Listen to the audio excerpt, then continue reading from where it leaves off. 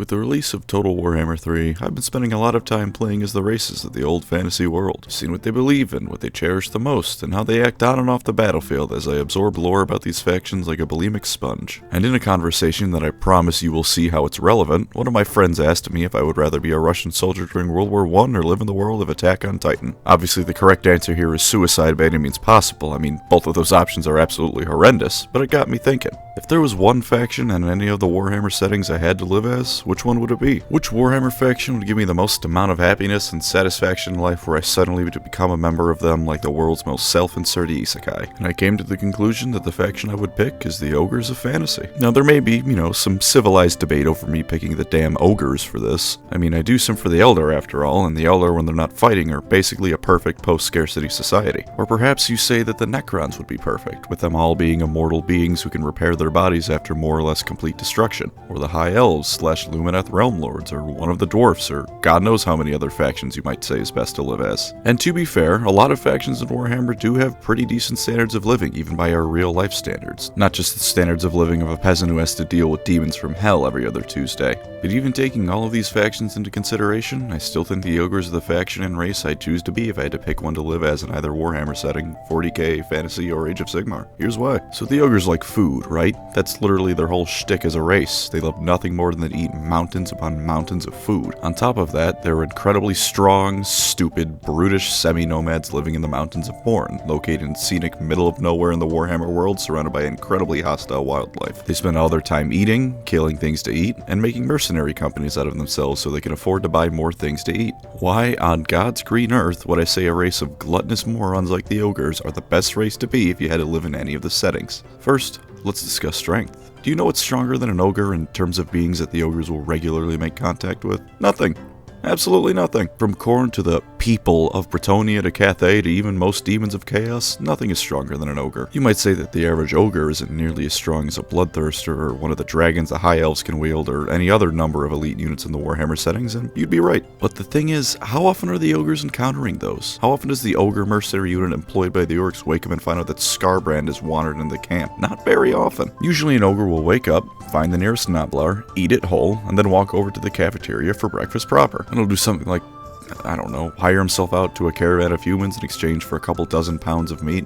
Or just eat the caravan, because it's easier to do that. Either works for the ogres. The point is that in terms of the average day-to-day life of one of these fat bastards, an ogre isn't going to be outmatched by anyone short of the bigger ogres in his tribe. So there's basically no chance of experiencing things like the Empire does and waking up to find that chaos has torched your entire province and there's nothing you can do about it. An Imperial citizen will weep and desperately try to figure out what to do with themselves, assuming that survival is even possible for them. An ogre will just Vore the Chaos Invaders and go back to whatever he was doing 5 minutes beforehand. As long as you aren't an ogre unlucky enough to find yourself in the same postcode as Gotrek and Felix, you're pretty much unchallenged in day-to-day life. And in terms of political power, well, it's solid enough. Sure, you'll never see an ogre arguing for the kingdom's trading rights with Ulthuan, but who gives a damn?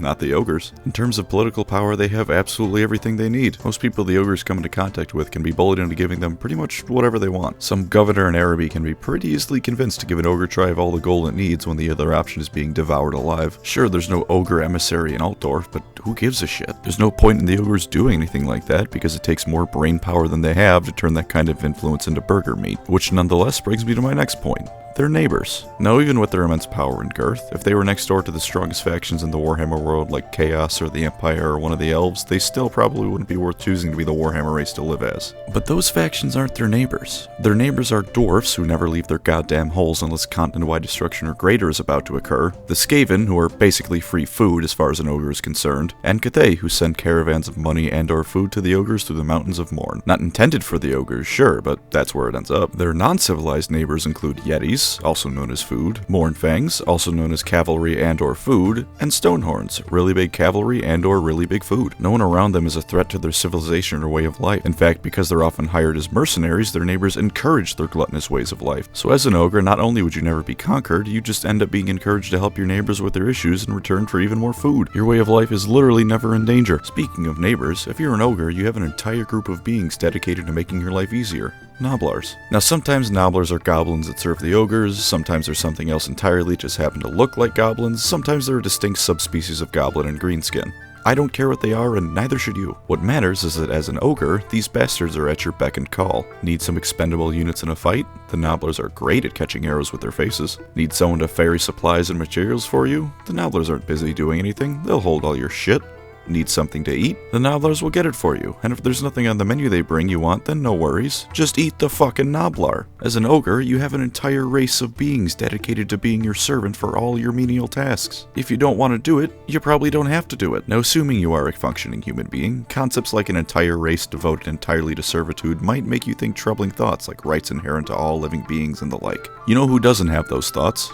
Ogres. They don't have any philosophical thoughts like that. They're too stupid to even think up words like philosophical. Time spent saying all those syllables is time that could be better spent eating. An ogre will wake up, eat, shit, then eat again, maybe have sex, definitely eat, possibly fight something, definitely eat once more, then go back to sleep. This is the entirety of what the ogre thought process is devoted to. Does contemplating your place in the world help you get more food to shove down your greasy, fat throat? Nope, so why bother with it? Discussing what it means to truly be alive won't feed the tribe, so shut the hell up and go hunting. You're never gonna have a midlife crisis or a panic as you realize you're at a dead-end job or anything like that as an ogre, because they're not smart enough to have those things. But even beyond mundane stuff like that, the ogres are stupid enough that they can't comprehend that the world they live in is profoundly awful. Take the Elder back over in 40k. They have to sit and think on the fact that not only does the galaxy they live in suck beyond measure, but a lot of that is due as a direct result of their species' actions. Or the Space Marines and their grim, miserable quest to fight back the undefeatable swarms of chaos, the Tyranids, Necrons, and more. They sure as shit aren't happy people. Or maybe the Dwarven Kingdoms to go back to fantasy, watching as their realms slowly fade away in an unending swarm of green football morons. All of these races can understand history, loss, and the overwhelming odds facing them at every moment of the day. But the ogres? They're too dumb to realize what they face. They see an unending horde of Norskins and think, me and the tribe will be eaten well tonight. They hear humans complaining about how chaos has once again raised and ruined their lands, and they just don't understand the problem. The only thing an ogre will be sad about is if he didn't get enough food that day because he isn't smart enough to factor anything else in. If you were an ogre, 99% of the time you'd be too stupid to be anything but content at the very least. And yet, ogres aren't completely done. They aren't like the other hunger-obsessed faction, the Tyranids, and they certainly aren't like orcs or Khornates, where your brain is so neglected and underused you may as well remove it, like an appendix or my pancreas. Ogres are smart enough to have a religion about things beyond beating the shit out of the guy next to you. Sure, it's a religion all about eating, which is like one step up, but it's still enough to provide them with spiritual contentment. An ogre eats and he feels closer to the maw. He murders something to eat later and he feels close to the maw. Ogres are intelligent enough to want to make pilgrimages to the great maw they worship, so clearly there's some kind of brains at work here. Even beyond that, ogres are on incredibly rare occasions able to mimic cultures of the races they often become mercenaries for. Sometimes, if an ogre spends enough of his time around dwarfs, he might decide that it is time for him to become a slayer and find glorious death in battle, eating everything he kills until that finally happens. Now, dwarfs are a proud people, not very fond of others looking down on them. In a metaphorical sense, they don't really have a choice in the matter in a literal sense. But even they find it fucking hilarious when an ogre decides that it's time to honor Grimnir with suicide by monster, and the ogre is able to find meaning in his life from this. In other cultures, they might find satisfaction in the finest elven wines or learning the latest gossip about the Elector Counts. And those other cultures aren't going to tell them no or look down on them, because I don't know about you, but I'm not going to be the one to explain to the 10-foot tall, 8-foot wide murder machine how stupid he looks trying to read a Shakespeare play. Are you gonna be that guy? Do you know what all of this ultimately means? They're at the perfect spot between smart and stupid. They're smart enough to find meaning in life from all sorts of things, but they're dumb enough to not care or even understand that their world is the shithole to end all shitholes. Ogres are the best race possible to be if you had to choose one Warhammer race, from whatever setting. And now I have my final point. Food. Ogres love food. It's the most important thing about their culture, race, and whatever else about them you can think of. Food and their stomachs are so goddamn important to them that on an ogre, the only body part you usually see armored is their gut. What about food is so great it's worth mentioning as a positive for being an ogre? Imagine this life. You're so simple that you wake up and your only major concern is grabbing a nice, hot meal. There are no mortgage payments or phone/car bills, no politics or celebrity garbage to deal with. You just wake up and find the nearest snack, which may damn well be one of your servants. There is not a single miserable ogre in existence because this life is fucking perfect for finding happiness. Your purpose and wants in life are to eat, you excel at killing things to eat, your culture encourages you to eat. If you suddenly became an ogre, all of your worries would melt away as your gut grew 3 sizes that day. All you care about is food. And because ogres just like food and don't give a shit about things like counting calories, the food pyramid, or not eating the fat directly out of a pig carcass, you'll eat everything. An entire world of flavors open up to you as an ogre. Am I saying this all because I am at core a fat, lazy bastard? Yes. Yes, I am, but there's more to it than that. There's the beauty and simplicity of the ogre life calling to me. And the ogres don't take it to the level that chaos followers do. There's no ogre followers of the Great Maw in the same way that there are followers of Khorne, Slaanesh, or the other gods. When a cultist follows a chaos god, that's it. Whatever their god wants now, that's all they can look forward to. But ogres can do other things. An ogre can worship his god by eating and decide that he wants to arm wrestle every dwarf in the village as part of his self-identity on the side. An ogre can eat a medieval village's worth of people during the day, and at night he can become an artist. It might be art painted using nothing but ogre shit, but it's still art. Whatever you want to do as an ogre, you can do it, as long as you remember to eat twice your body weight in food that day. You have all the freedom you could possibly want, as long as you remember to supersize that order of fries. So go, dear viewers, go forth with the knowledge that if you had to pick a single race to live as in one of the Warhammer settings, it would be the ogres. Thank you for watching, you fat, beautiful bastards, and take care out there.